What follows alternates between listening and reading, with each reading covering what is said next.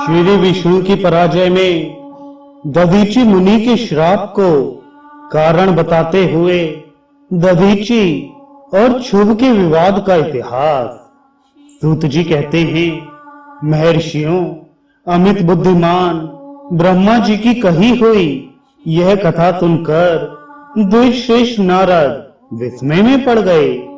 उन्होंने प्रसन्नता पूर्वक प्रश्न किया।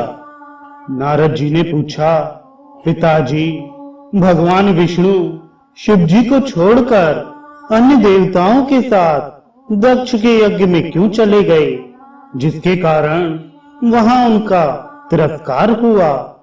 क्या वे प्रलयकाली पराक्रम वाले भगवान शंकर को नहीं जानते थे?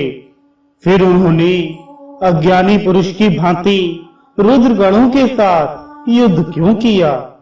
करुणा निधे, मेरे मन में यह बहुत बड़ा संदेह है।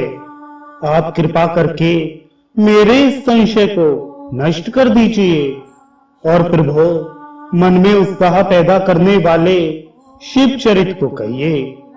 ब्रह्मा जी ने कहा, नारद, पूर्व काल में राजा क्षुभ की सहायता करने वाले श्री हरि को दधीची मुनि ने श्राप दे दिया था, जिससे उस समय वे इस बात को भूल गए और वे दूसरे देवताओं को साथ ले दक्ष के यज्ञ में चले गए। दधीची ने क्यों श्राप दिया, यह सुनो। प्राचीन काल में क्षुभ नाम से प्रसिद्ध एक महान तेजस्वी राजा हो गए हैं। वे महाप्रभावशाली मुनीश्वर दधीची के मित्र थे।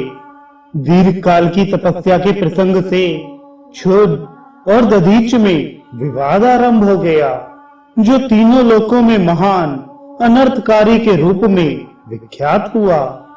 उस विवाद में वेद के विद्वान शिव भक्त दधीची कहते थे कि शूद्र, वैश्य और क्षत्रिय, इन तीनों वर्णों से ब्राह्मण ही श्रेष्ठ है, इसमें संशय नहीं है। महामुनि दधीची की वह बात सुनकर धन वैभव के मद से मोहित हुए राजा क्षुभ ने उसका इस प्रकार प्रतिवाद किया। क्षुभ बोले, राजा इंद्र 8 लोकपालों के स्वरूप को धारण करता है। वह समस्त वर्णों और आश्रमों का पालक एवं प्रभु है, इसलिए राजा ही सबसे श्रेष्ठ है। राजा की श्रेष्ठता का प्रतिपादन करने वाली श्रुति भी कहती है कि राजा सर्वदेवमय है। मुनि, इस श्रुति के कथनानुसार जो सबसे बड़ा देवता है वह मैं ही हूँ। इस विवेचन से ब्राह्मण की अपेक्षा राजा ही श्रेष्ठ सिद्ध होता है। च्यवन नंदन, आप इस विषय में विचार करें और मेरा अनादर ना करें, क्योंकि मैं सर्वथा आपके लिए पूजनीय हूँ। राजा क्षुभ का यह मत श्रुतियों और स्मृतियों के विरुद्ध था। इसे सुनकर भृगुकुल भूषण मुनि श्रेष्ठ दधीची को बड़ा क्रोध हुआ। मुनि अपने गौरव का विचार करके कुपित हुए महातेजस्वी दधीच ने क्षुभ के मस्तक पर बाएं मुक्के से प्रहार किया। उनके मुक्के की मार खाकर ब्रह्मांड के अधिपति कुत्सित बुद्धि वाले क्षुभ अत्यंत कुपित हो गरज उठे और उन्होंने वज्र से दधीची को काट डाला। उस वज्र से आहत हो भृगुवंशी दधीची पृथ्वी पर गिर पड़े। भार्गव वंशधारी दधीची ने गिरते समय शुक्राचार्य का स्मरण किया।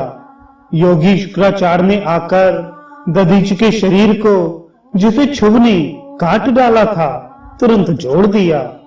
दधीची के अंगों को पूर्ववत जोड़कर शिव भक्त शिरोमणि तथा मृत्युंजय विद्या के प्रवर्तक शुक्राचार्य ने उनसे कहा। शुक्र बोले, तात दधीची, मैं सर्वेश्वर भगवान शिव का पूजन करके तुम्हें श्रुति प्रतिपादित महामृत्युंजय नामक श्रेष्ठ मंत्र का उपदेश देता हूँ।